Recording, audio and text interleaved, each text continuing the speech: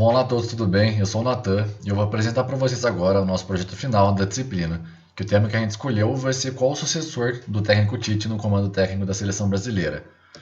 Antes de mais nada, vamos apresentar todos os membros que participaram, desse projeto, o Augusto, o João, eu e o Vinícius, ao quarteto que formou a execução desse projeto. Explicando um pouco do nosso cenário da escolha desse tema, todo mundo sabe que o Tite acabou optando por deixar o comando técnico da seleção brasileira ao final de 2022, depois da Copa do Mundo, que porventura a seleção brasileira acabou sendo eliminada para a Croácia, então isso é um agravante, para essa situação. Então a CBF ela vai acabar precisando escolher um novo técnico para ocupar o cargo da seleção brasileira nos próximos tempos.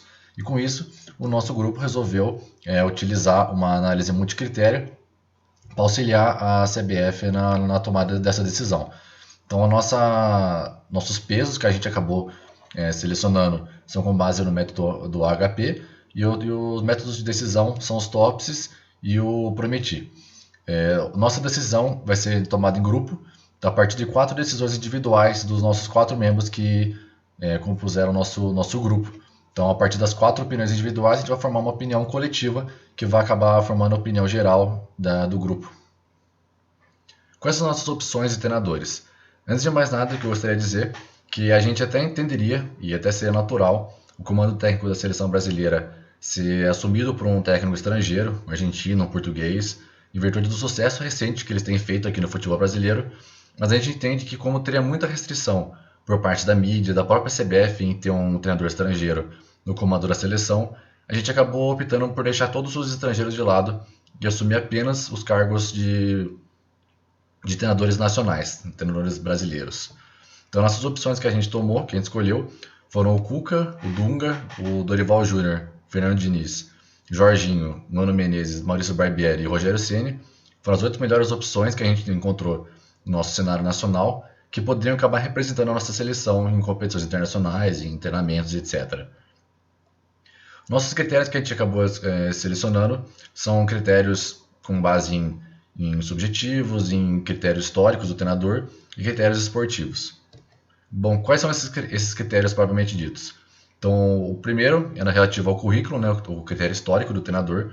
Então, quantos anos ele tem de experiência no ramo, quanto tempo ele treina times de futebol, quantos títulos expressivos ele teve ao redor da sua carreira, se o currículo dele é bastante imenso, bastante extenso, se ele tem bastante bagagem na carreira, qual é a média de duração dos trabalhos dele. Então, se é um treinador que você pode confiar que ele não vai acabar deixando o comando no meio do percurso, no meio do caminho. O próximo critério é o critério esportivo. Quantos gols, uma média que o time que ele estava comandando nos últimos 3 trabalhos a gente considerou, para ter uma margem um pouco mais legal, um pouco mais segura. Quantos gols ele tomou, quantos gols ele fez, e qual é o aproveitamento desse treinador no comando desse time, para ver se ele tem uma bagagem necessária para o comando da seleção. E por último, os critérios subjetivos, ou seja, aqueles que são que a gente próprio, nós tomadores de decisão, os 4 que vão tomar a decisão para formar a decisão em grupo, a gente considerou que seria qual seria o nível de aceitação popular que a gente que acha que o treinador teria perante a população e a mídia e etc. E a preferência pelo estilo de jogo. Se o estilo de jogo seria adequado para o comando da seleção, seria virtuoso, seria legal de ter. E com base nesses dados todos, a gente conseguiu procurar todas essas informações no site do Transfer Market, que tem todas essas informações disponíveis de experiência, quantidade de títulos, gols, toda essa base de dados a gente acabou pegando no Transfer Market. Tendo os critérios adotados pelos membros do grupo, agora procura-se elaborar uma matriz de decisão que funcionará como a nossa base de dados, contendo os critérios subjetivos, baseados no conhecimento do grupo, e os objetivos, conforme as estatísticas principais relacionadas à performance dos técnicos em campo. Na matriz de decisão, os critérios subjetivos eles são avaliados individualmente por cada membro do grupo, com base na opinião relacionada aos técnicos, em uma escala determinada de muito baixo, baixo, até muito alto. Com a matriz de decisão criada, agora cabe a cada membro do grupo fazer uma avaliação opinativa própria dos técnicos, atribuindo notas em cada um dos critérios comparativos, conforme o método AHP. Em suma, os critérios e os subcritérios eles são qualificados par a par, com base na nota individual de cada membro, usando essa escala de SAT, que é observada à direita do slide, que compara os pares. Então, é feita uma média ponderada desses pesos para cada um dos decisores, criando uma tabela final baseada na opinião de todos, tanto individual como o resultado geral da escolha e opinião do grupo. Muito bem, pessoal. Uma vez definidos quais são os critérios e quais são os pesos para cada um dos decisores, a gente vai fazer o primeiro ordenamento seguindo o método Topsis. Esse método basicamente visa calcular a distância euclidiana entre cada uma das alternativas para uma alternativa muito boa, criada artificialmente, e uma alternativa muito ruim, também criada artificialmente. Para isso, como é uma distância euclidiana, a gente precisa fazer, antes de tudo, uma normalização euclidiana dos dados. Aqui na tabela ao lado, a gente já tem esses dados normalizados e também com os pesos aplicados. Por fim, esse T mais e esse T menos o T mais é a melhor solução artificial criada, em que a gente pega o melhor desempenho em cada um dos critérios, e o T menos é a pior decisão, pior alternativa, quer dizer, artificialmente criada, pegando os piores desempenhos aqui. Depois disso, a gente calcula a distância euclidiana de cada uma dessas alternativas para essas duas alternativas artificiais, e esses dados eles são resumidos aqui, D mais e D menos, e após isso a gente calcula a nota final que cada um dos técnicos vai ter através dessa expressão, que é a distância até a alternativa dividido por a distância da maior alternativa mais a distância da menor alternativa. E a gente usa esse parâmetro para nota porque quanto mais longe cada técnico tiver da pior alternativa, melhor ele é, e quanto mais perto ele tiver da melhor alternativa, da mesma forma, melhor ele é.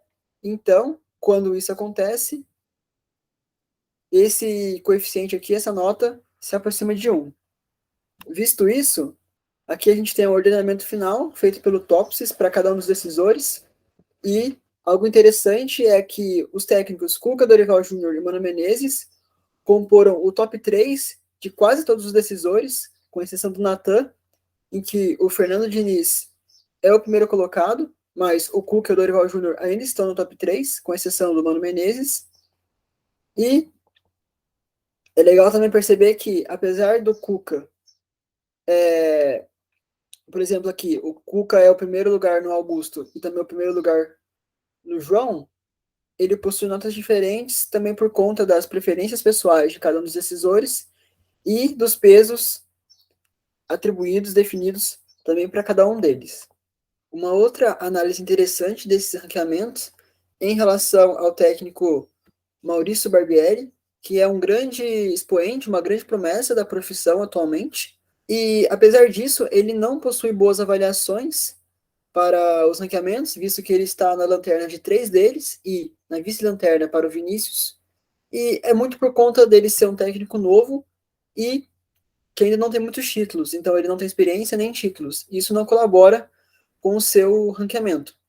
Já técnicos já experientes, como o Dunga, que já foi técnico da seleção, e o Jorginho, eles também compõem as últimas posições, e muito por conta de eles não terem muitos títulos, e também porque por causa dos critérios subjetivos do que existem no nosso ranqueamento, não favorecerem eles. Os decisores não gostam do tipo de jogo, por exemplo, desses técnicos. Então é isso, e a gente vai ficar agora com uma análise do mesmo problema, mas a partir de uma abordagem do Prometi. Bom, além da utilização do método Topsis, para efeito de comparação, a gente aplicou o método Prometi 2 para obter os ordenamentos individuais de cada um dos decisores. Esse método ele exige que a gente determine uma função de preferência para cada um dos critérios, e no caso a gente definiu como a usual.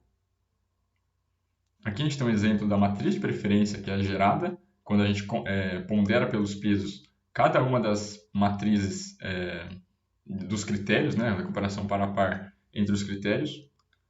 E essa matriz ela é utilizada para posterior cálculo dos fluxos positivo e negativo, que vão gerar o fluxo do líquido, que é o que dá o ordenamento para o Prometi 2.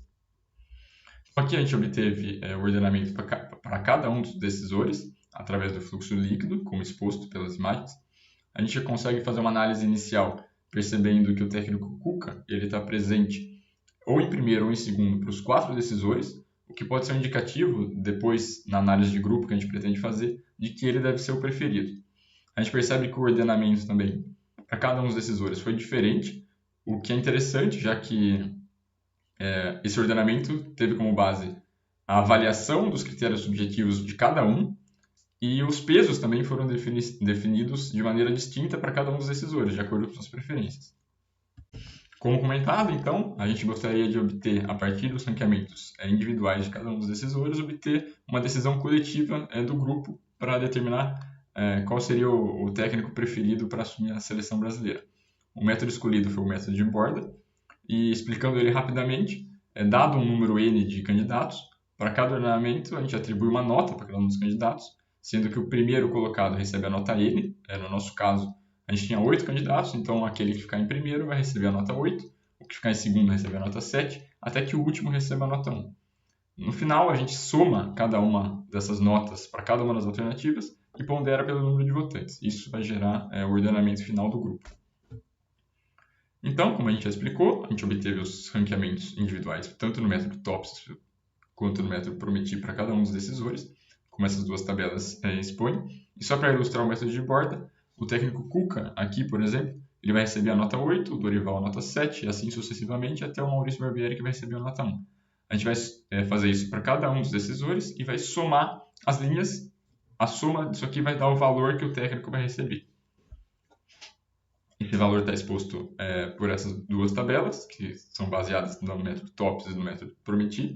Então, como a gente já tinha adiantado, a gente percebe que o Cuca realmente foi o técnico escolhido pelo grupo, obtendo maior valor, seguido pelo Dorival Júnior e o Mano Menezes para os 2 métodos. As demais posições a gente percebe que teve uma diferença entre cada método, mas há uma certa coerência na aplicação. O resultado é bastante interessante, porque conversando com os decisores posteriormente, dado o resultado, a gente percebe que não necessariamente esses seriam os técnicos preferidos de cada um, mas o que traduz o caráter complexo da decisão, já que o futebol nem sempre é uma ciência exata e são muitos os fatores envolvidos, muitos fatores subjetivos na escolha de um técnico. O código está disponível nesse link, bem como as planilhas utilizadas. A gente agradece a atenção. Muito obrigado.